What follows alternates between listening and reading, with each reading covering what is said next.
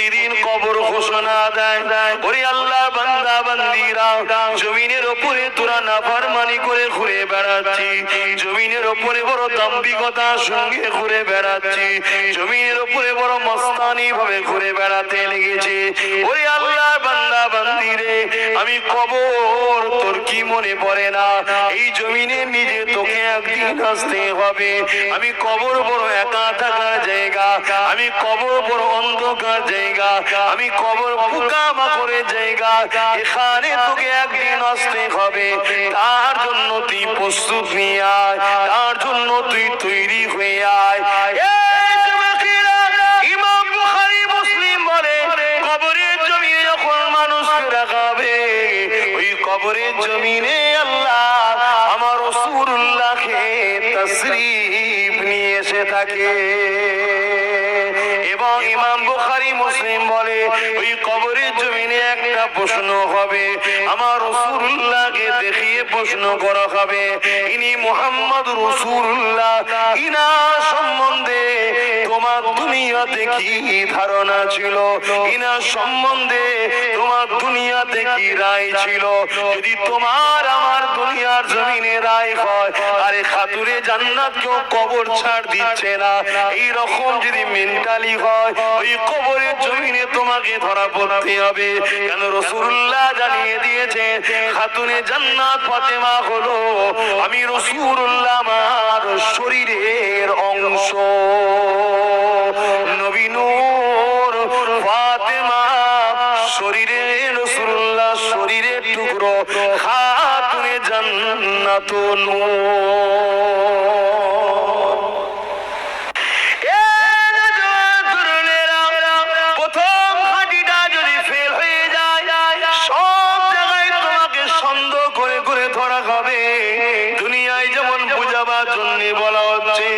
আর প্রথম ঘাটিতে যদি তুমি ক্লিয়ার হয়ে যাও, বাকি জায়গা তোমার জন্য বড় সহজ আল্লাহ করে দেবে। কেন কবরে আখেরি প্রশ্ন যেটা হবে, এটা বড় কঠিন প্রশ্ন। আমার রাসূলুল্লাহকে দেখানো হবে, ইনি হলেন মুহাম্মাদুর রাসূল, এটাও বলে দেওয়া হবে। ইনা সম্বন্ধে এখন তোমার কি রায় সেটা নয়, দুনিয়ায় কি রায় ছিল বলো, এখন বিপদে পড়ে তো সবকিছুই বলতে পারো, ওইখানে কি বলতে বলো?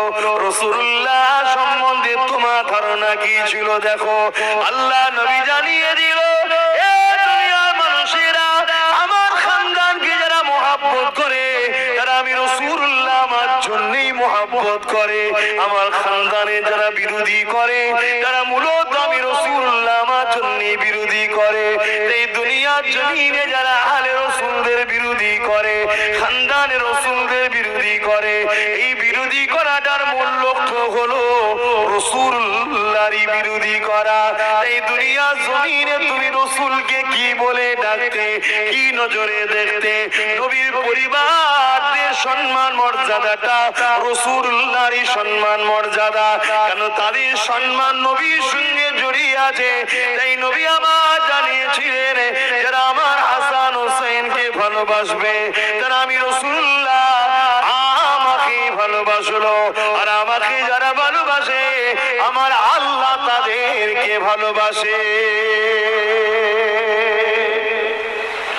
মুসলমান ঘরে ছেলেমেয়েরা, তরুণেরা, এই দুনিয়া জমিন কারো জন্য চিরস্থায়ী নয়। আল্লাহ পাক তোমাকে আমাকে এই দুনিয়া জমিনে পাঠিয়েছে পরীক্ষা নেবার জন্য। এই দুনিয়ার মায়াজালে জড়িয়ে আল্লাহ যদি রাসূলকে যদি ভুলে যায়, আখিরাত তোমার আমার বরবাদ হয়ে যাবে। আর এই দুনিয়া জমিনে থাকতে হবে, কারবারও করতে হবে, ব্যবসাও করতে হবে, সংসার করতে হবে, ছেলে পুলে লালন পালনও করতে হবে, আবার আখিরাতের জন্য সঞ্চয় করতে হবে। কারণ আল্লাহ পাক কোরআনের মধ্যে বলেছেন, ওয়াল তানজুরু নাফসুম মা কদ্দামাত লিগাদ, প্রতিটা নফসের উচিত পরকাল নিয়ে বেশি বেশি চিন্তা করা। সেদিন যাদের ডানাতে আমলনামা পাবে তারা বড় খুশি আনন্দের মধ্যে থাকবে, কেননা তারা কামিয়াবি, তারা যাবে জান্নাতে। আর যাদেরকে আল্লাহ বাহাতে আমলনামা দেবে, এই বুকের মধ্যে দিয়ে হাত ঢুকিয়ে পিছন দিয়ে বার করে পিছন দিক দিয়ে বাহাতে আমলনামা দেবে। আল্লাহর ক্ষমতা আছে না? না, একটু আওয়াজ দিয়ে বলবেন না? আছে, আল্লাহর ক্ষমতা আছে। তারা বড় লজ্জিত অপমানিত হবে। এই দুনিয়ার পরীক্ষাতেও দেখুন না, যেদিন মার্কশিট আউট হয়, রেজাল্ট আউট হয়, সবাই তো যায়। যারা পাস করে কত খুশি হয় না? হ্যাঁ, ক্যাটাগরি থাকতে পারে, কিন্তু ফেল যারা করে যায়, হয়তো রেজাল্ট খারাপ হয়েছে কিন্তু পাস করেছে, সে একটু মন খারাপ হলো কিন্তু টেনশন নাই। আমাদের রেজাল্ট হয়তো খারাপ, আল্লাহ করে সুলতানে হিন্দ গরিবে নওয়াজে রেজাল্ট ফার্স্ট ক্লাস, কিন্তু ফেল হয়ে গেলে কি হবে?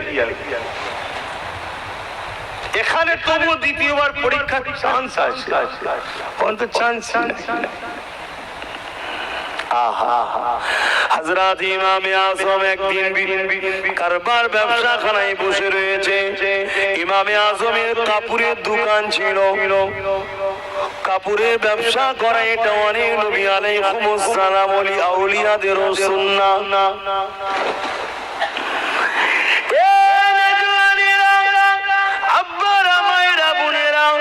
ইমামে আযম হুজুর আমার দোকানে বসে রয়েছে, এমন সময় একজন মানুষ চলে এলো, এসে একটা কাপড়কে ফেরত দিতে লেগেছে।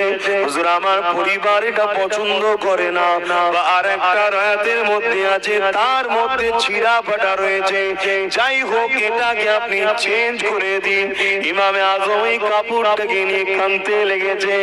আরে দুনিয়াদারি করো, এইভাবে করো, আখিরাতকে প্রতিটা কদমে কদমে স্মরণ রেখে রেখে করো। দুনিয়াদারি করাটাও একটা ইবাদত, এর মধ্যে গুনাহ নাই। দুনিয়াদারির মধ্যে তো নেকি আল্লাহ রেখেছে। আপনি হালাল ইনকাম করবেন, করার পরে আলহামদুলিল্লাহ বলবেন।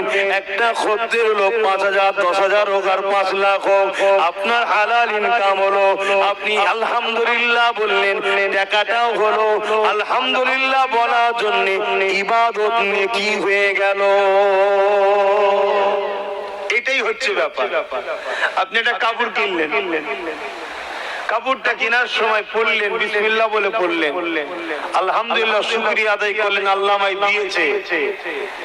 এই মন মানসিকতাটা রাখলে আপনার কি হলো? কাপড় ব্যবহারও করা হলো, আবার নেকিও হলো। আপনি নিজের বাচ্চার জন্য একটা কাপড় কিনলেন, সব থেকে বেশি কার পিছনে খরচ করলে নেকি বেশি হয়? যে সব থেকে উত্তম কোন জায়গায় খরচ করলে? বলবো না থাকবে? বললে তো বিপদে পড়ে যাবে,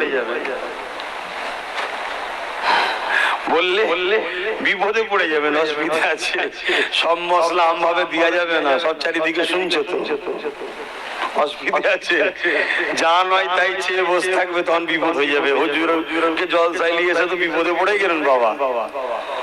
থাক, আলোচনা আম ভাবেই থাক, খাস ভাবে বলে লাভ নেই। আম ভাবে বলে লাভ নেই, খাস বলতে হবে। কিন্তু মনে রাখবেন, আপনি আপনার পরিবারকে একটা কাপড় দিচ্ছেন, মা বাপকে কাপড় দিচ্ছেন, দিবার সময় শুধু ভাববেন আহা মা বাপকে দিলে আল্লাহ খুশি হয়, এইটুকু ভাবা। স্ত্রীকে দিলে রাসূলুল্লাহ ভালোবাসেন, এইটুকু ভাববেন, তাহলে দিয়াও হচ্ছে, নেকিও হচ্ছে। জোরে বলুন সুবহানাল্লাহ। শুধু ইসলামের মধ্যে জড়িয়ে জড়িয়ে করুন, আপনার প্রতিটা কাজে আপনি ফায়দা পাবেন।